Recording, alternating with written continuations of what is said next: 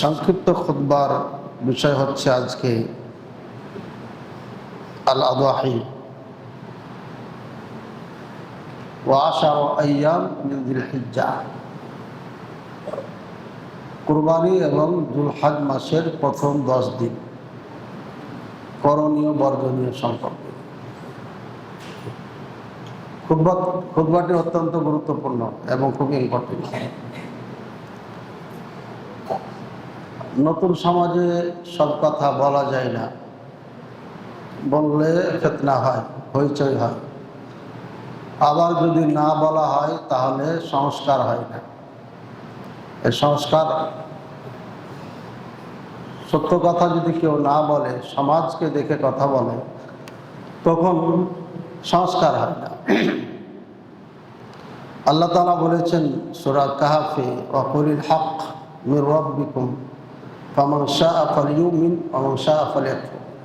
সত্য বলো, তোমার রবের পক্ষ থেকে যা এসেছে তা বলে দাও। যার চাইবে গ্রহণ করবে, যে চাবে না গ্রহণ করবে না। সুতরাং আল্লাহ পাক রব্বুল আলামিন থেকে আমরা আদিষ্ট সত্য বলার জন্য। আপনারা জানেন আমার বাড়ি হচ্ছে নওগাঁ সাপাহার থানা। আমার এলাকাতে 3টি দাওরা মাদ্রাসা আছে। আপনাদের শেহাবের মোড়ে দাওরা মাদ্রাসা এই 26 সালে হয়েছে, অনেকে হয়তো জানেন না। দাওরা মানে বুখারি যেটা পড়ানো হয়, এই সিলেবাসের শেষ, যেটাকে বিগত সরকার মাস্টার্সের মান দিয়েছে। এরপরে আমাদের 2টা ডিপার্টমেন্ট আছে, আগামীতে সেই ডিপার্টমেন্টও চলমান থাকবে ইনশাআল্লাহ, আশা করছি। তো বড় বড় মাদ্রাসা থাকা সত্ত্বেও অনেক মাসালার মধ্যে অস্পষ্টতা মানুষের কাছে ছিল, দ্বিধাদ্বন্দ্ব ছিল এবং হয়তো কিছু আছে। আলহামদুলিল্লাহ সেগুলো প্রতিহত করা বা স্পষ্ট করার আল্লাহ তাআলা তৌফিক দিয়েছেন। মোটামুটি অনেক সংস্কার হয়ে গেছে। টুকিটাকি মাসলায় দ্বিমত করে যারা লেখাপড়া করে না, এরা, এছাড়া না।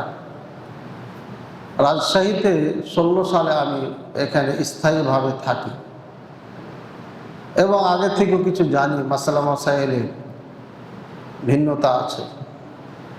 আমি সরাসরি কথা বলেছি এবং সংশোধনের চেষ্টা করেছি। এরপরে 2026 সালে এসে এই মাসালাগুলো আমি বক্তব্যে বলতেছি। বিগত 2 খুতবা এবং কয়েকটা মাহফিলে বলা হয়েছে। আর আজকে বলে যাব, এটা কাউকে আক্রমণ করার জন্য না, কাউকে ছোট করার জন্য নয়, বরঞ্চ দ্বিধা দ্বন্দ্ব দূর করার জন্য। আমাকে বলা হয়েছে কুরবানির সম্পর্কে আলোচনা করতে। কুরবানির সম্পর্কে আলোচনা করতে কিছু সমস্যা এখানে আছে, এই জন্যই কথাটা বললাম। আল্লাহ তাআলা বলেন, ওয়া মান ইউশাকিকির রাসূলা মিন বা'দি মা তাবায়্যানা লাহুল হুদা ওয়া ইয়াত্তাবি' গায়রা সাবিলিল মুমিনিন নুওয়াল্লিহি মা তাওয়াল্লা ওয়া নুসলিহি জাহান্নাম ওয়া সাআত মাসীরা। যারা স্পষ্ট দলিল পাওয়ার পরও আল্লাহ রাসূলের বিরুদ্ধাচরণ করে, মুমিনদের রাস্তা ছেড়ে দিয়ে অন্যদের রাস্তা অবলম্বন করে, তাদেরকে সেভাবে চালিয়ে দিব আমি, কিন্তু ঠিকানা জাহান্নাম। আর জাহান্নাম খুব খারাপ। সুতরাং স্পষ্ট দলিল পাওয়ার পরও এখানে দ্বিধাদ্বন্দ্ব করা যাবে না, দ্বিমত করা যাবে না। আজকে খুতবাতে আমি যা বলবো, ফার্স্ট টু লাস্ট প্রত্যেকটি মাসআলার জিম্মাদারি আমি নিয়ে বলবো ইনশাআল্লাহ। দায়ভার আমার। কেউ যদি আমার সাথে এই বিষয়ে মোনাজারা, বহাস, মুনাকাশা, মোকাবেলা করতে চায়, আর বাব মাফতুহ, তাহলে তার জন্য ওপেন, আমার দরজা ওপেন আছে। সুতরাং আপনাদের দ্বিধাদ্বন্দ্ব করার কিছু নেই। যা বলবো একদম নিখুঁত, এবং এগুলোই সমস্ত উলামায়ে কেরামদের কথা, যেটা আজকে বলছি ইনশাআল্লাহ। 1 নম্বর, 17টি পয়েন্ট আছে। সময়ও খুব কম আপনাদের। আমরা 12টা বা 15 মিনিটে খুতবা শুরু করি, 15 মিনিট পরে শুরু করা হয়েছে। আজান দিতে দিতে 3 মিনিট গেছে, ভূমিকাতে চলে যায় 41 বাজছে। আল্লাহুল্লাহ, আমি চেষ্টা করব খুব শর্টে। আজকে 27শে যুলকাদা, সৌদি আরবে 28। আগামীকাল শনিবার, আমাদের বাংলাদেশ হিসাবে রবিবার পর্যন্ত আপনারা চুল, নখ, কান যা কাটার কেটে নিন। আমি আজ কেটে ফেলেছি। এরপরে যারা কোরবানি দিবেন তাদের জন্য এগুলো কাটা ছিঁড়া জায়েজ নাই। এটা মাসলা মনে করেন, কে যারা কোরবানি দিবে, যে কোরবানি দিবে, পুরা বাড়ি না। আমি আমার পরিবারের পক্ষ থেকে কোরবানি দিচ্ছি, আমার জন্য এই মাসালা, ছেলে মেয়ের জন্য, পরিবারের জন্য এই মাসালা নয়। কেউ বিদেশে থাকে, দায়িত্ব দিয়েছেন ভাইকে, ভাই গরিব কোরবানি দিবে না, বা কাউকে দিয়েছে, এনাকে বলা হয় উকিল। এই উকিল সহ নখ চুল কাটতে পারবে, এর জন্য এই মাসালা না। শর্ট কথা এটা, এবং এটা বিশুদ্ধ হাদিস, এই নিয়ে দ্বিমত কাউরির নাই। দ্বিমত কোথায়? অনেকেই বলে থাকেন যে সাথে সাথে ছেলে মেয়েকে কাটবেন না, তাহলে সামঞ্জস্যতা হবে। এটা আকলের কথা, এটা হাদিস কোরআনের কথা নয়। এটা এখানে দ্বিমত করতে পারি, কিন্তু হাদিসের কথা হচ্ছে, ইসলামের কথা হচ্ছে শুধু ওই ব্যক্তি, যে ব্যক্তি কুরবানি নিয়ত করেছেন তার জন্য মাসালা। 2 নম্বর মাসালা, 1 তারিখ থেকে 9 তারিখ পর্যন্ত, অর্থাৎ ইয়াউম আরাফা পর্যন্ত সিয়াম রাখা নফল। আরাফাতের দিন সিয়াম পালন করলে 1 বছরের গুনাহ মাফ হয়ে যাবে। আগে আর 1 বছর পরে 2 বছরের গুনাহ মাফ। সব কথা চলে গেল। 3 নম্বর পয়েন্ট হচ্ছে কাসরাতু যিকরিল্লাহ, বেশি বেশি আল্লাহ জিকির করতে হবে। আল্লাহু আকবার, আল্লাহু আকবার, আল্লাহু আকবার, লা ইলাহা ইল্লাল্লাহ, আল্লাহু আকবার, আল্লাহু আকবার, ওয়ালিল্লাহিল হামদ। এটা পড়বেন। তাকবীর আছে, আল্লাহর বড়ত্ব বর্ণনা করা আছে এখানে। 2 নম্বর লা ইলাহা ইল্লাল্লাহ তাহলিল আছে। 4 নম্বর আলহামদুলিল্লাহ আছে, তাহমিদ আছে, তাসবিহ সুবহানাল্লাহ, আল্লাহু আকবার, আল্লাহু আকবার, আল্লাহু আকবার, লা ইলাহা ইল্লাল্লাহ, আল্লাহু আকবার, আল্লাহু আকবার, ওয়ালিল্লাহিল হামদ। এটা বেশি বেশি পাঠ করবেন। এরপরে সুবহানাল্লাহ, আলহামদুলিল্লাহ, ওয়া লা ইলাহা ইল্লাল্লাহ, আল্লাহু আকবার, 4টা কালিমা, অত্যন্ত দামি কালিমা। আপনারা শুনেছেন, আর না হলে শুনবেন ইনশাআল্লাহ। 4 নম্বর হচ্ছে তাওবা ইস্তিগফার করা, ওয়াল আমালুস সালিহা। অনেক পাপ করেছেন, 11টি মাস পাপ করেছেন বা 12টি মাস। এবার আল্লাহর কাছে তওবা করেন, ফিরে আসেন। দিন যত যাচ্ছে চলে যাচ্ছে। আজকে এক ভাই মারা গেছেন, রাত 12টার সময় আমি বাসায় ঢুকলাম, ওই সময় ভ্যানে কান্নার শব্দ পাইলাম, খুব দ্রুত শব্দটা চলে গেল, এর মানে কাঁদছিল। তো পরে শুনলাম যে এক ভাই মারা গেছেন, যিনি সবার কাছে পরিচিত, সবজি বিক্রি করেন। আল্লাহ তাআলা তাকে জান্নাত দান। কখন কার সময় চলে আসবে কেউ বলতে পারবে না। এই জন্য জমি জমা নিয়ে মারামারি কাটাকাটি করেন না, আনলিগেল কাজ করবেন না। লিগেল আপনি যেটা পাবেন অতটুকু নেন। প্রতিবেশীর সাথে খারাপ ব্যবহার করবেন না, নিয়ম মেনে করেন। আপনি 2 ফিট ছাড়েন বা 1.5 ফিট ছাড়েন, তাহলে প্রতিবেশীকে 1.5 ফিট ছাড়ে কাজ করতে দেন। আপনি 1 ফিট ছাড়বেন, তো প্রতিবেশীকে 1 ফিট ছাড়তে দেন। আপনি ছাড়বেন না 1 ফিটও, আর প্রতিবেশীকে বলবেন 3 ফিট ছাড়া কাজ করেন। এটা সরকারের আইন।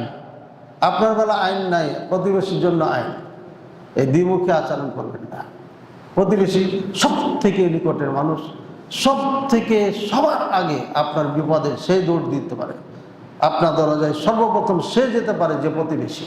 আপনার ভাইয়ের থেকে, বাবার থেকে, আত্মীয় স্বজন থেকে সবার আগে প্রতিবেশী যেতে পারবে। কাজে প্রতিবেশী একটা খুবই গুরুত্বপূর্ণ। আল্লাহ চাইলে কখন আলোচনা করা হবে।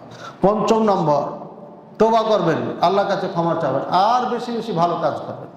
5 নম্বর কুরবানির জন্য ইখলাস, ইখলাস নিয়া একমাত্র আল্লাহর জন্য দিতে হবে। আত্তাকওয়া এবং মুত্তাকি হতে হবে। কুরবানি কবুল হওয়ার জন্য শর্ত কি? ইখলাস, নিয়ত ঠিক করতে হবে এবং আপনাকে মুত্তাকি হতে হবে। মুত্তাকি কারা? সূরা বাকারা প্রথমে করেছে, বলে দিয়েছেন আল্লাহ। কোরআনে নাজিল যা হয়েছে, ইসলামে যা আছে, ঈমান আনতে হবে, নামাজ পড়তে হবে, যাকাত দিতে হবে। আল্লাহ যা দিয়েছে খরচ করতে হবে, 2 হাত দিয়ে খরচ করতে হবে। এই গুণ যাদের মধ্যে আছে তারা মুত্তাকি, এটা আল্লাহ বলে দিয়েছেন। যারা নামাজ পড়ে না মুত্তাকি নয়, আর তা আল্লাহকে ভয় করে না। হাবিল কাবিল দুই ভাই কুরবানি দিল। আল্লাহ বলছে ওয়াতলু আলাইহিম নাবা আবনাই আদম বিল হাক্কি কররাবা কুরবানান ফাতাকুব্বিলা মিন আহাদিহিমা ওয়া লাম ইউতাকাব্বাল মিনাল আখার। দুই ভাই কুরবানি দিল, এক ভাইয়ের কবুল হলো, এক ভাইয়ের হলো না। তখন বড় ভাই বলছে তোকে হত্যা করবো। কালা আখতুলান্নাকা, আমার কবুল হলো না, তোর হয়ে গেল, হিংসা হয়ে গেল, বিজয় হতে পারলো না, এই জন্য হত্যা করে দেবো। হত্যা করিয়ে দিল। হত্যা হওয়ার আগে বলেছিল ক্বালা ইন্নামা ইয়াতাকাব্বালুল্লাহু মিনাল মুত্তাকিন। ভাই আমার সাথে দুশমনি করার কিচ্ছু নাই। কুরবানি তো কবুল আল্লাহ মুত্তাকিনদের থেকে করে, সবার থেকে করে না। তুমি তো তাকওয়ার থেকে দূরে সরে গেছো, আল্লাহর বিধান মানো নাই, সুতরাং কুরবানি কবুল তোমার থেকে আল্লাহ করবে না, করে নাই। সুতরাং কুরবানি কবুলের জন্য শর্ত কি হতে হবে? মুত্তাকি হতে হবে। আল্লাহ তাআলা আমাদের বুঝার তৌফিক দান করুন। সূরা বাকারা 27 নম্বর আয়াত। মুনযু বাতাহাদিল উদহিয়া, কখন থেকে এই কুরবানি? যখন থেকে মানুষের জন্ম হয়েছে, আদম আলাইহিস সালামের সন্তান হাবিল কাবিল থেকে কুরবানি চলে আসছে। এর মানে এটা ছিল, আদম আলাইহিস সালাম এটা পালন করতেন, যার কারণে সন্তানেরা বললো কুরবানি দিব। বোঝা যাচ্ছে যখন থেকে মানুষ আছে তখন থেকে কুরবানি আছে। যতদিন মানুষ থাকবে মানে মুমিন থাকবে, ততদিন এই কুরবানি থাকবে। 7 নম্বর, এটা পরীক্ষা। ইব্রাহিম আলাইহিস সালাম যখন সন্তানকে ওয়াতাল্লাহুল জাবিন, দলিল পড়ার সময় নাই, সংক্ষিপ্ত সময়, যখন তাকে একদম শোয়াই দিয়েছেন, একদম রেডি, বাবা পিতা সন্তান রেডি, পুত্র পিতা দুজন যখন রেডি, ছোড়া চালা দেবেন, একদম কোনো সন্দেহ নাই, ফানাদাইনাহু, তখন আমরা তাকে ডাক দিলাম। কি বললাম? ক্বাদ সাদ্দাকতার রুয়া, হে ইব্রাহিম, আমার খলিল বন্ধু, তুমি স্বপ্নকে সত্য করেছ, সুতরাং ইমতিহানে পাস। এবার আল্লাহ বলছেন কি? ইন্না হাযা লাহুয়াল বালাউল মুবিন, নিশ্চয় এটা স্পষ্ট আপনার পরীক্ষা ছিল, কঠিন পরীক্ষা। সব থেকে প্রিয় বস্তু, সব থেকে নিজের কাছে যেটা সম্পূর্ণ কলিজার টুকরা, যাকে ছাড়া থাকতেই পারে না পিতা, একমাত্র সন্তান, তাও বার্ধক্য বয়সে পেয়েছেন, এই সন্তানকে হাত ছাড়া কেউ করতে চায় না। আর এই সন্তানকে আল্লাহর জন্য কুরবানি দিয়ে দিতে হচ্ছে। এটাই শিক্ষা ইসলাম, কুরবানি এটাই শিক্ষা। আপনি আল্লাহর জন্য কুরবানি দিবেন, মানুষকে দেখানোর জন্য নয়, একমাত্র আল্লাহকে খুশি করার জন্যই কুরবানি হতে হবে। তার এটা হচ্ছে শিক্ষা। কিন্তু স্পষ্ট এটা পরীক্ষা ছিল, এবং এটা কঠিন পরীক্ষা, এখানে সবাই পারে না। 7 নম্বর আমরা জানতে পারলাম। 8 নম্বর, হুকমুল উদহিয়া, এই কুরবানির হুকুম কি? ফরজ, ওয়াজিব, সুন্নাহ না মুস্তাহাব না মানদুব? দেখেন এখানে একটা ভুল মাসালা আমাদের আহলে হাদিস সমাজে আছে। জৈনক বক্তার এক আলোচনায় শুনেছিলাম আমি 2-1 বছর আগে, একটা কাট ভিডিওতে। বলছে যে আহলে হাদিসেরা শুধু ফরজ ওয়াজিব বলে আর সুন্নাত বলে, এই দুটাই। পক্ষান্তরে হানাফিরা 5টা বলে, কি? ফরজ, ওয়াজিব, সুন্নাতে মুআক্কাদা, মুস্তাহাব, মানদুব। কত ভয়ঙ্কর একটা কথা এবং বক্তব্য দিয়েছে, যাদের স্টেজের সামনে হাজার হাজার শ্রোতা, যার কারণে এগুলো বেশি ভাইরাল হয়ে যায়। সম্পূর্ণ ভুল হতো এটা। আহলুস সুন্নাহ ওয়াল জামাআহ, অর্থাৎ আহলুস সুন্নাহ ওয়াল জামাআহ কারে? 4 মাযহাব আহলে হাদিস। আহলে হাদিস প্রথম আহলুস সুন্নাহ ওয়াল জামাআহ, এরপরে বাকি গেলাদের নাম্বার। সমস্ত আহলুস সুন্নাহ ওয়াল জামাআতের উসুল হচ্ছে, আহকাম হচ্ছে 5টা: ফরজ, ওয়াজিব, সুন্নাতে মুআক্কাদা, মুস্তাহাব, মানদুব। 5টা সবার জন্য, এটা 5টা। যে বলবে যে 5টা আমাদের জন্য না, আমাদের জন্য, এটা মূর্খ। এই বোঝে না উসুল সম্পর্কে, লেখাপড়া করেনি। আল্লাহ বোঝার তৌফিক দান করুন। আমার কথা যদি কোথাও একটু কড়া হয়ে যায়, রাগ করেন না, কারণ এরা বাংলাদেশকে একদম উথাল পাথাল করে রেখেছে। নষ্ট করে দিয়েছে, একদম আহলে হাদিসকে পচিয়ে দিয়েছে, যার কারণে আমাদেরকে একটু অ্যাঙ্গেল করে বলতে হয়। আল্লাহ তাদেরকে বুঝাতে অভিধান করবে।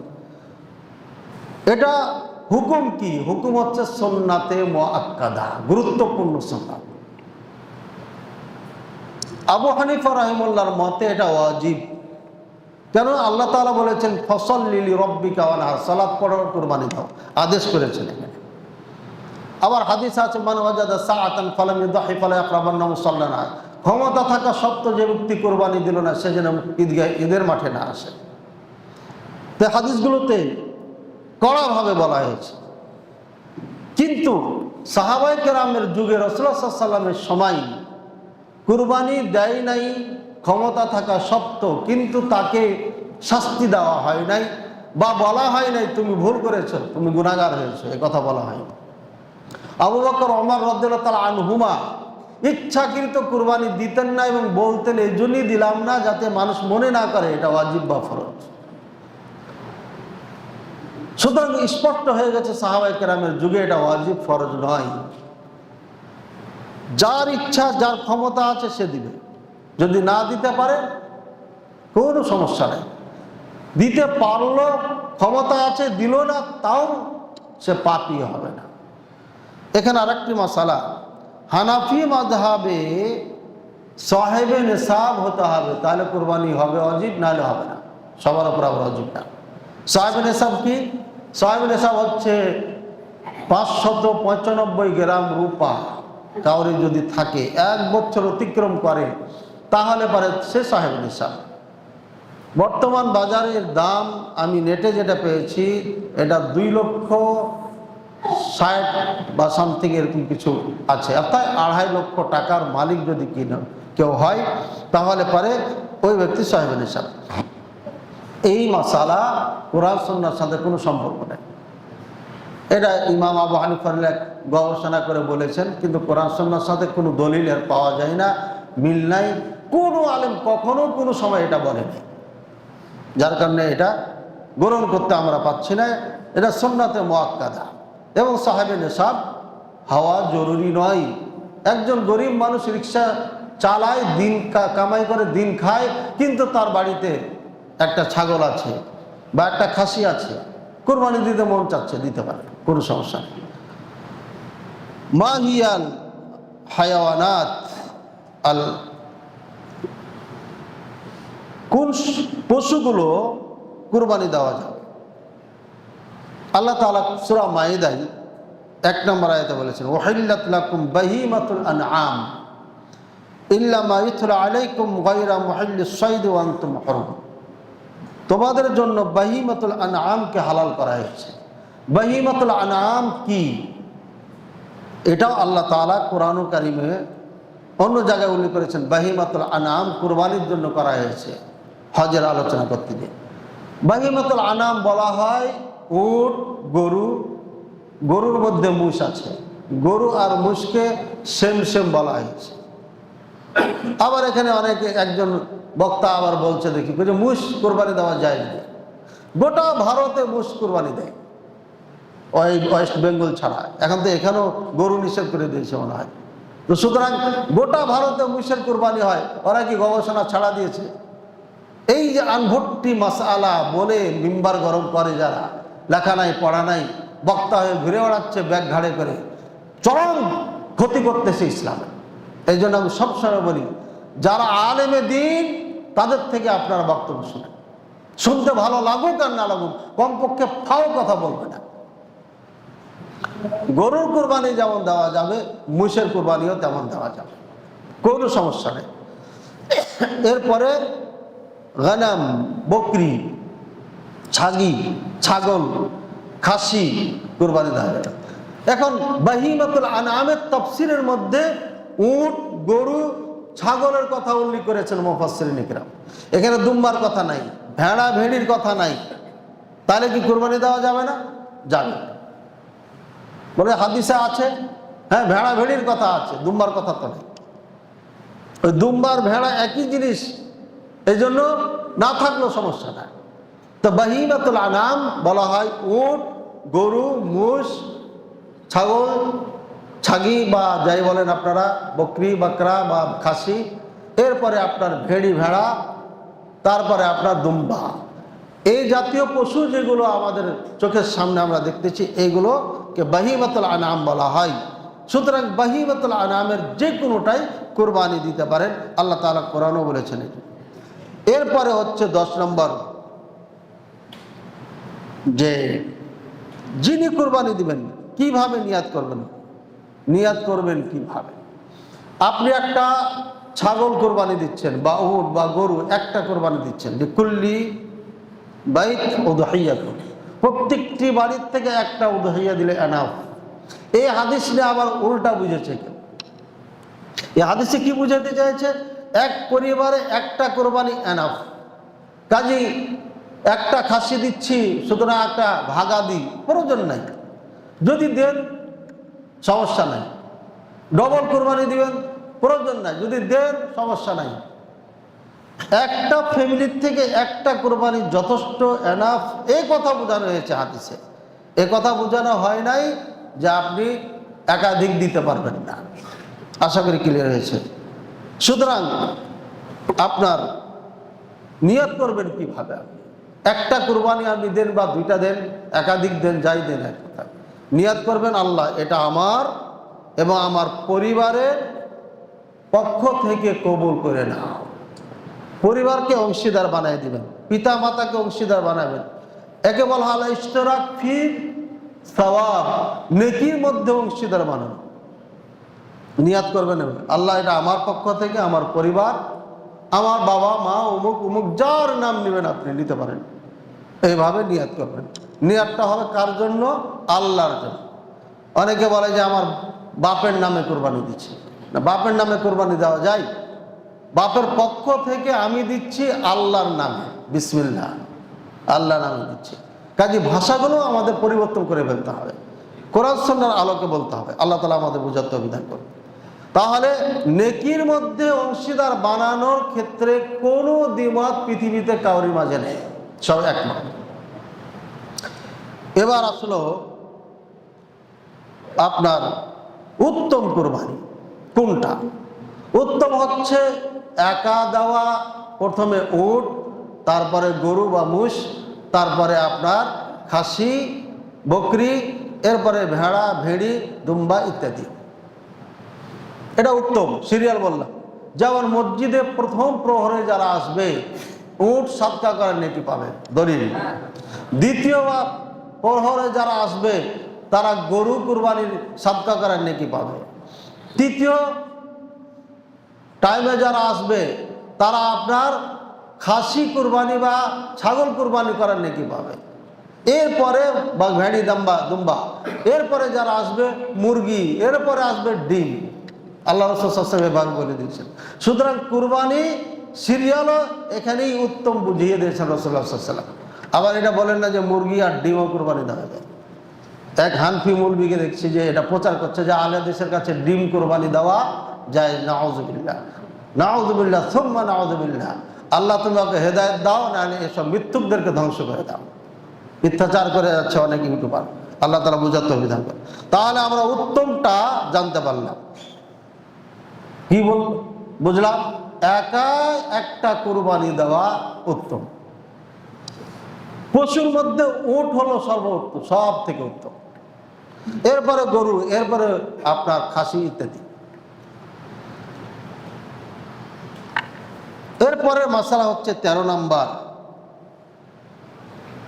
ইশতেরাক, অর্থাৎ ভাগে কোরবানি দেওয়া যাবে কিনা। এই মাসালা নিয়ে আমাদের মাঝে দ্বিমত আছে। আগে বললাম ভাগ দুই প্রকার, অংশীদার দুই প্রকার, নেকির মধ্যে অংশীদার, এটা নিয়ে কোনো দ্বিমত নাই। আরেকটা হলো টাকা দিয়ে ভাগ করে নেওয়া, একটা গরু একটা উটে ভাগ করা, 7 জন একসাথে 7 ভাগে কোরবানি দেওয়া। এটা যাবে কি যাবে না? দেখেন ওই যুগে অর্থাৎ 250 শতাব্দী, 200 শতাব্দীর পরে, 250 বছর পরে ইমাম মালিক রাহিমাহুল্লাহ উনি বলেছিলেন যে এটা জায়েজ। ইমাম মালিক রহিমাহুল্লাহ এ কথা বলেছেন যে আলিয়াম আকুলু কওলান গাদান আকুলু ওয়া গাদান আকুলু কওলান আখার, কওল ইউরাদ ওয়া ইউকবাল আও কামা কাল। আমি আজকে একটা ফতোয়া দিই, কালকে ওটা চেঞ্জ করে আরেকটা দিয়ে দিই। আমার কথা নিতেও পারো, প্রত্যাখ্যান করতে পারো, নিতেও পারো, প্রত্যাখ্যান করতে পারো। আমার কথা নেওয়া যায়, প্রত্যাখ্যান করাও যায়, আমার কথার কোনো দাম নাই। অন্য জায়গায় উনি বলেছেন এ কথা, আমার কথা যদি ইউখালিফুল কিতাব ওয়াস সুন্নাহ ফারুদ্দুহু ইলাল জিদার, যদি আমার কথা কোরআন সুন্নাহর সঙ্গে মিল না খায় তাহলে দেওয়ালে ছড়ে পারো, আমার কথার কোনো দাম নাই। ইল্লা সাহিব হাদাল কবর, শুধু এই কবরবাসীর কথা লা ইউরাদ, এই কবরবাসীর কথা প্রত্যাখ্যান করা যায় না। কে কবরবাসী? রাসূলুল্লাহ সাল্লাল্লাহু আলাইহি ওয়াসাল্লামের কবরের দিকে দেখিয়ে বলছেন, কারণ তিনি মসজিদে নববীতে ক্লাস নিতেন, ছাত্রদেরকে পড়াতেন। ভাইয়ের আমার, ইমাম মালিক রাহিমাহুল্লাহ যেমন বলেছে চলবে না, তেমন উনি কথা বলছে আমার কথা কোরআন সুন্নাহর সাথে মিল না খেলে এটাও নিও না। আমরা নয়, ওই 1200 বছর আগে, 1000 বছর আগে ওলামায়ে কেরাম গবেষণা করে দিয়েছেন ইমাম মালিক রাহিমাহুল্লাহর কথার কোনো ভিত্তি নাই, যার কারণে এটা প্রত্যাখ্যাত মারদুদ হয়ে গেছে। এই নিয়ে আরব দেশের ওলামায়ে কেরাম যখন খুতবা দেয় আলোচনাই করে না যে ইমাম মালিক রাহিমাহুল্লাহ কথা বলেছেন, কারণ এটা চলবে না তো। কিন্তু বাংলাদেশে এটা বলা হয়েছে। সাহাবায়ে কেরামের অনেকের মধ্যে ধারণা কিছুটা ছিল। শাআবী রাহিমাহুল্লাহ ইবনে ওমর রাদিয়াল্লাহু তাআলা আনহুকে বলছেন এই ভাগে কুরবানির সম্পর্কে, তখন বলছে আলাহা সাবআতু আনফুস, এর কি 7টা আত্মা আছে যে 7 জনে দিবে? তখন বলছে ওয়া আলা হাযা আসহাবু নবীনা মুহাম্মদ সাল্লাল্লাহু আলাইহি সাল্লাম ফি আহদিন নবী সাল্লাল্লাহু আলাইহি সাল্লাম, রাসূলুল্লাহ সাল্লাল্লাহু আলাইহি সাল্লামের যুগে রাসূলুল্লাহ সাল্লাল্লাহু আলাইহি সাল্লামের পরেও আপনার সাহাবায়ে কেরাম এরই উপর ছিল। এবং উনি যখন এই কথা বললেন, সাহাবায়ে কেরামের উদ্বৃত্তি দিয়ে বললেন আহাকাদা, এভাবেই তুমি যেভাবে বলছো, হ্যাঁ না ইদান, অনেক কোনো সমস্যা নাই। অর্থাৎ তার যে ভুল ধারণা ছিল এটা যখন তাকে বুঝিয়ে দেওয়া হয়েছে অন্য সাহাবায়ে কেরামের কথা, তখন উনি উড্ড করেছেন যে ঠিক আছে, সমস্যা নেই। কিন্তু দুঃখজনক হলো সত্য, 7 ভাগে কোরবানি দেওয়ার ক্ষেত্রে যারা না বলেছেন এরা এটা গ্রহণ করতে খুব কষ্ট হচ্ছে আমাদের বাংলাদেশে, এরা মেনে নিতে পারছে না। এবং একটা না কতগুলো ভুল আছে, যখন ধরিয়ে দেওয়া হয় এরা এটাকে মানতে পারে না, ভুল স্বীকার করতে চায় না। সুতরাং আজকে এই বক্তব্য আলোচনার পর সত্য কথা যদি তারা গ্রহণ করতে দ্বিধাদ্বন্দ্ব করে, উল্টাপাল্টা ব্যাখ্যা বিশ্লেষণ করে, এদের বক্তব্যকে প্রত্যাখ্যান করতে হবে। আজকে আমি আরেকটা জুমলা বলে দিলাম বাড়তি করে, কারণ এরা হক গ্রহণ করার ক্ষমতাই নাই এদের মধ্যে। আর অহংকারী কাকে বলে? বাতারুল হক গমতুন নাস ও বাতারুল হক, যারা মানুষকে নিচু চোখে দেখে আর হককে প্রত্যাখ্যান করে, এদের হচ্ছে অহংকারী।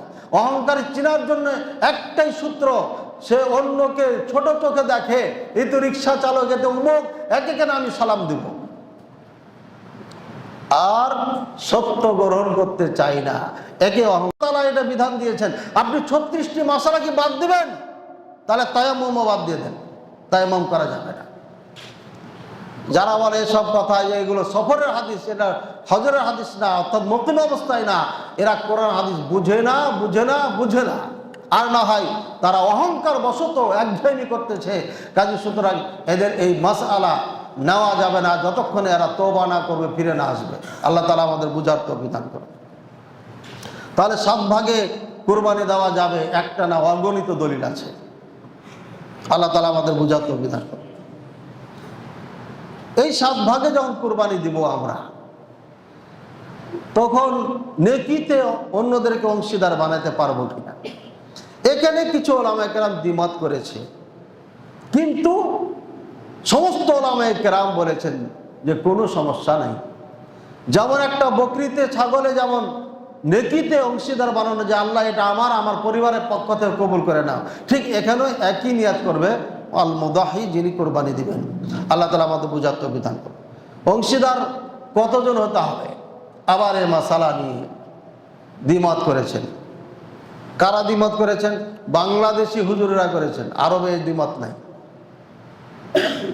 1000 বছর আগের থেকে এই মাসালা আইম্মায়ে কেরাম বলেছেন, ইমাম শাফি রাহিমাহুল্লাহ বলে গেছেন, স্পষ্ট বলে দিয়েছেন। কিন্তু আমাদের দেশি হুজুরেরা আবার দ্বিমত করে। কি দ্বিমত? 7 জনই দিতে হবে, কমে দেওয়া যাবে না। মাসালা কি? সঠিক মাসালা 7 জনের ওপরে দিতে পারবে না, 7 জন পর্যন্ত দিতে পারবে, এটা সীমারেখা। কিন্তু 7-এর কমে দিতে পারবে, 6-এ, 5-এ, 4-এ, 3-এ, 2-এ, কোনো সমস্যা নেই, কোনো সমস্যা নেই। আবার কেউ বলবে আপনি ভাগে দিতে গেলেন কেন, একা না দিয়ে? তো গেলে সমস্যা কোথায়? কার কথায় গেলেন আপনি? আল্লাহ রাসূল সাল্লাল্লাহু আলাইহি ওয়াসাল্লামের কথাই গেছি। তিনি তো 7 ভাগে কুরবানি দিয়েছেন, তিনি তো দিতে বলেছেন, সমস্যা কোথায় আপনার? আপনি একটা জায়েজকে না জায়েজ বলবেন কেন? জায়েজকে জায়েজ বলতে হবে, হালালকে হালাল বলতে হবে, হারামকে হারাম বলতে হবে। কেউ যদি হালালকে হারাম বলে দেয় কাফের হয়ে যাবে, মুসলমান থাকবে না। মাসালা মাসাইল খালি আন্দাজি বললে হবে না। ইমান আকীদার সাথে সম্পর্ক, ইমানের সাথে সম্পর্ক। একটু মিস্টেক হয়ে গেলে ইমান চলে যাবে। কাজে সাবধান হয়ে কথা বলার চেষ্টা করি, বক্তাগণ আল্লাহ তাআলা বোঝার তৌফিক দান। 7 জনে যেমন দিতে পারে, 2 জন, 3 জন, 4 জন, 5 জন, 6 জনে দিতে পারে, কোনো সমস্যা নাই। এই হলো দ্বিতীয় মশলা। তৃতীয় মশলা, একটা গরুতে আমি 2 ভাগ নিব, আপনি 1 ভাগ নেবেন, 3 জন নেওয়া যাবে কিনা? জি, এটাও জায়েজ আছে, এটাও কোনো সমস্যা নাই। তবে একটা ভাগাতে 2 ভাই টাকা দিবে, তুই 10,000 দে, আমি 10,000 দিই, তুমি 10,000, আমি 10,000 দিয়ে 20,000, 20,000-এ ভাগা, 2 জন মিলে 1 ভাগা নিই, চলবে না। হ্যাঁ, পারবেন কেমন? মা বেঁচে আছে, বাবা বেঁচে আছে, মা আপনি মালিক, এই 20,000 টাকা 2 ভাই মিলে দিয়ে দিলাম। গোস্ত পাওয়ার পরে কি করবেন এটা একান্ত আপনাকে, পুরো পারমিশন দিলাম, পুরো মালিকানা দিয়ে দিলাম আপনাকে। কম বেশি হলে নাক মোটা করা যাবে না। যদি এরকম মালিকানা দিয়ে দেন, মা দিবে, মা দেওয়ার পরে তো 2 ছেলেকে দিবি, সমস্যা তো নেই। কাজী এমন একটা সিস্টেম করতে পারেন। কিন্তু ভাগে 2 জন নেবেন, 1 ভাগকে আবার 2 ভাগ করবেন 2 জনে, এটা চলবে না, জায়েজ নাই। তাহলে আমরা বুঝতে পারলাম ঊর্ধ্বে 7, নিচে যত আসবে সমস্যা নাই, এটা তো আরো ভালো, 7-এর তুলনায় ভালো।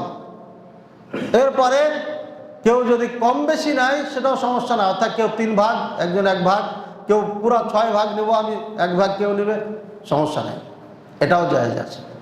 ইসলাম সহজ, আল্লাহ সহজ করেছেন, আমরা কেন কঠিন করছি? আল্লাহ তাআলা আমাদের বুঝার তৌফিক দান করুন। এরপরে আপনার গোস্ত কি করব আমরা? আচ্ছা, আরেকটা মাসালা, মৃত্যু ব্যক্তির পক্ষ থেকে কোরবানি দেওয়া যাবে কিনা? দেখেন, মৃত্যু ব্যক্তির পক্ষ থেকে কোরবানি দেওয়া সুন্নাত নয়। কাজে প্রথম কথা বলবো, দিতে যাবেন না। হ্যাঁ, যদি ওসিয়ত করে থাকে যে আমার পক্ষ থেকে কোরবানি দিয়ে দিলাম, এবং তার যে মাল আছে, মালের 3 ভাগের মধ্যে যদি এটা সীমাবদ্ধ হয়, 3 লাখ টাকা আছে, 1 লাখ টাকার মধ্যে কোরবানি দিবা, তাহলে কোরবানি দিতে হবে। ওসিয়ত যদি করে না থাকে, বলবো কোরবানি দিতে যাবেন না। বাবাকে আপনার কোরবানিতে অংশীদার বানাবেন, মরে গেছে, হয়ে গেল কোরবানি। এখন যদি দেন কেউ, তাহলে পারে দিতে পারবেন কিনা? কেউ দ্বিমত করেছেন, তবে এই আলেমদেরকে আমরা চিনি না। কিতাবে যে তাদের নাম লেখা আছে, এদেরকে চিনি না আমরা। অপরিচিত কিছু আলেম দ্বিমত করেছেন, আর পরিচিত আলেম যারা, তারা আপনার বলছে হ্যাঁ দিতে পারবে। যেমন মৃত্যু পিতামাতার পক্ষ থেকে দান খেরাত করতে পারে, এটাও করতে পারবে, সমস্যা নেই। দান করা উত্তম নাকি কোরবানি দেওয়া? দান করা উত্তম। মৃত্যু ব্যক্তির পক্ষ থেকে বলছি, জীবিত ব্যক্তির পক্ষ থেকে কোরবানি যে আমরা দিই, আমাদের জন্য দান করা উত্তম না কোরবানি দেওয়া? আমাদের জন্য কোরবানি দেওয়া উত্তম, যাদের ক্ষমতা আছে। মৃত্যু ব্যক্তির কোরবানি পক্ষ থেকে কোরবানি যদি কেউ দেয়, তাহলে গোস্ত খাওয়া যাবে কি যাবে না, এটা হলো মাসালা। সহি এবং বিশুদ্ধ কথা, ও যে আগে বলছি, কেউ দ্বিমত করেছেন কিন্তু এদেরকে চিনি না। সমস্ত উলামায়ে কেরাম যাদেরকে চিনি, আহলুস সুন্নাহ ওয়াল জামাতের মুকুট যারা, তারা বলেছেন হ্যাঁ এই গোস্ত খেতে পারবেন, এই গোস্ত কি খেতে পারবেন। যদি আপনার টাকা দিয়ে, নিজের টাকা দিয়ে বাবা মার পক্ষ থেকে দেন, আপনি আপনার কুরবানি যে নিয়াত করেছেন ওইভাবে নিয়াত করে, তাহলে আপনি খেতে পারবেন, আপনি এখান থেকে উপকৃত হতে পারবেন। ইমাম আবু হানিফা রাহিমাহুল্লাহ এ কথা বলেছেন, পরিশুদ্ধ ওলামায়ে কেরাম। আর কিছু মানুষও বলছে যে না, এটা পুরা দান করে দিতে হবে। হাম্বলি মাযহাবও বলছে এটা খেতে পারবে। মুগনিতে এ দলিল নিয়ে আসা হয়েছে। আপনার 8 নম্বর খণ্ড 632 নম্বর পৃষ্ঠায় এ মাসালা আছে। সুতরাং মৃত্যু ব্যক্তির পক্ষ থেকেও যদি কেউ কুরবানি দিয়ে দেয়, তাহলে পারে এই গোস্ত খেতে পারবে, অর্থাৎ আপনার কুরবানির মতো এই গোস্তের হুকুম। আপনার কুরবানির গোস্তের হুকুম কি, এটা হলো আমাদের এখন বিষয়। একটু সময় আজকে আপনাদেরকে দিতে হবে, যেহেতু আলোচনা ইম্পর্টেন্ট এবং সামনে আর একটা জুমা আছে, সে জুমাতে কে আসবে জানি না, বলতে পারেন নাও বলতে পারেন। তাই গোস্তের মশালাটা আমাদের বুঝে নিতে হবে। গোস্ত কয় ভাগ করব, জয় ভাগই করি না কেন, প্রথম মশালা হচ্ছে এটা জরুরি না, এত ভাগ করতে হবে, এটা জরুরি না, এটা করা ভালো, এটা মুস্তাহাব। কত ভাগ করা মুস্তাহাব? 3 ভাগ করা। দলিল কি? সূরা হজ, আল্লাহ তাআলা বলেছেন ফাকুলু মিনহা ওয়া আতইমুল কানি' ওয়াল মু'তার। অন্য আয়াতে বলেছেন ফাকুলু মিনহা ওয়া আতইমুল বাইসাল ফাকির। তোমরা খাও, একটা আগে বসেন, তোমরা খাও এই কুরবানি গোস্ত আর ফকিরদেরকে দাও। দ্বিতীয় আয়াতে আল্লাহ বলেছেন তোমরা খাও, এবং ভালো করে শোনেন, কথা না বলি, আওয়াজ না করি, খুব গুরুত্বপূর্ণ মাসালা। কোরআন থেকে 3 ভাগ করা দলিল দিচ্ছেন। আল্লাহ বলছেন ওয়াতইমু ফাকুলু মিনহা ওয়াতইমুল কানি' ওয়াল মু'তার। তোমরা এই কুরবানি গোস্ত খাও এবং যারা চাই না তাদেরকে দাও, এবং যারা চায় তাদেরকে দাও। এটা হলো নিজে খাও, চাই না এমন মানুষ আছে প্রতিবেশী, আপনার কাছে চাইবে না, গরিব হলো চাইবে না, মন কষাকষি আছে বা কিছু যদি নাও থাকে, মান মর্যাদা কইবেন। আপনার ইমাম সাহেব কুরবানি দিতে পারে না, চাবে না, মান সম্মান যাদের আছে, ভিক্ষা করে না, এরা চাইবে না, সুতরাং এদেরকে দিতে বলছে। তাহলে নিজে আবার চাই না যারা, তাদেরকে, প্রতিবেশী, আত্মীয় স্বজন, অনেক আত্মীয় আছে আপনার কাছে চাবে না। তৃতীয় নম্বর, যারা চায়, আপনার বাড়িতে চলে আসবে তারা চাইতে। সুতরাং নিজে খাও, যারা চায় না তাদেরকে দাও, যারা চায় তাদেরকে দাও। এটা হলো এখানে 3। আচ্ছা, আমি বললাম না, রাসূলুল্লাহ সাল্লাল্লাহু আলাইহি ওয়াসাল্লাম এটাই করতেন, নিজে খেতেন, প্রতিবেশী আত্মীয় স্বজনকে দিতেন, ফকির মিসকিনকে দিতেন, হয়ে গেল তো। এবার ইবনে আব্বাস রাদিয়াল্লাহু তাআলা আনহুমা কি করতেন, তার এখানে একটা দলিল উল্লেখ করা হয়েছে। قال আহমদ রাহিমাহুল্লাহ, ইমাম আহমদ রাহিমাহুল্লাহ বলছেন, قال الامام احمد رحمه الله نحن نذهب الى حديث عبد الله بن عباس رضي الله تعالى عنهما ياكل وهو ثلث ويطعم من اراد الثلث ويتصدق على المساكين بالثلث. رواه ابو موسى الاصبهاني في الوظائف وقال حديث حسن. আমি যে এবারটা পড়লাম ইবনে আব্বাস রাদিয়াল্লাহু তাআলা আনহুমার এই হাদিস, এটা হাসান। হাসান, কেউ আবার বলবে যে 3 ভাগ করার কোনো দলিলই নেই। এই যে দলিল, এই যে দেখেন, বলছেন ইবনে আব্বাস রাদিয়াল্লাহু তাআলা আনহুমা বলেছেন, কি বলেছেন না, ইবনে আব্বাস ইয়াকুলু ওয়া সুলুস, নিজে 3 ভাগের 1 ভাগ খাইতেন, একদম 3 ভাগ করে 1 ভাগ খেতেন। ওয়া ইউতইম মান আরাদা সুলুস, আর আত্মীয় স্বজন প্রতিবেশী যারা চাইতেন তাদেরকে 1 ভাগ দিয়ে দিতেন। ওয়া ইয়াতাসাদদাক আলাল মাসাকিন বিসুলুস, আর ফকির মিসকিনকে উনি 3য় অংশ দিতেন, 3 ভাগ করতেন, একদম 3 ভাগ, এখানে 1 ভাগ রাখতেন, এখানে 1 ভাগ রাখতেন, এখানে 1 ভাগ রাখতেন। এই 3 ভাগ, 1 ভাগ নিজে, 1 ভাগ যারা আত্মীয় স্বজন প্রতিবেশী তাদেরকে, আর 1 ভাগ ফকির মিসকিন দিতেন। এই বর্ণনাটি আছে কোথায়? আপনার এই বর্ণনাটি আছে আল মুগনি 8 নম্বর খণ্ড 632 নম্বর পৃষ্ঠায়। এবং এই বর্ণনাটায় আবু মুসা আসবাহানি রহিমাহুল্লাহ ওয়াজাইফের মধ্যে বর্ণনা করেছেন। এই কথাটা ইবনে মাসউদ রাদিয়াল্লাহু তাআলা আনহু বলেছেন, এই কথাটা ইবনে ওমর রাদিয়াল্লাহু তাআলা আনহুমাও বলেছেন। তো এত বড় জলিল কদর সাহাবায়ে কেরাম বলছেন 3 ভাগের পক্ষে, আর আমরা বলছি কোনো দলিল নেই, বলে সহিহ দলিল নেই। হাদিস বুঝে না কিভাবে গবেষণা করতে হবে, ও আবার বলে সহিহ হাদিস নেই। আবার বহু জায়গাতে মিস্টেক করে, যদি হ্যাঁ গবেষণা করে বলতে পারত তাহলে তো হতো। তার তো এই ক্ষমতা নাই, এটা হাদিস সহিহ না জয়ীফ চলবে কি চলবে না গবেষণা করার ক্ষমতাই নাই। সে কেন বলে যে হাদিস নাই, সহিহ হাদিস নাই? শোনা কথা বলে সমাজে গণ্ডগোল লাগাচ্ছেন। সম্মানিত দিনী ভাই বোনেরা, আজকে আমরা যে স্পষ্ট বুঝতে পারলাম কোরবানির গোশতে নাকি কোরবানিতে একা দিবেন, এটা উত্তম। এর মধ্যে উট দেওয়া উত্তম, উট দেওয়া উত্তম, এরপরে গরু, এরপরে আপনার ছাগল, ভেড়া, দুম্বা ইত্যাদি।